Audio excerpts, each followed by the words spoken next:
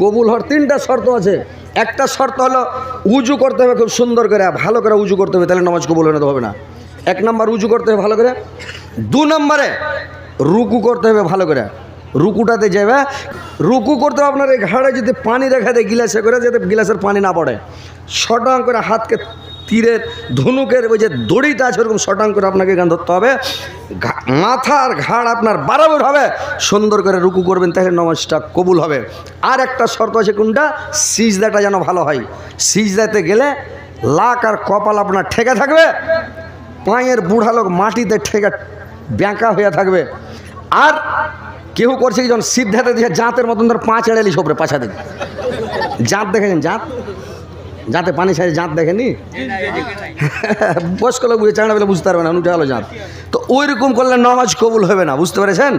নামাজটা ভালো করে পড়তে হবে, সুন্দর করে পড়তে হবে। না হয়েছে আলেমের কাছে বসেন, মুল্লির কাছে বসেন, শিখিয়ে দেন।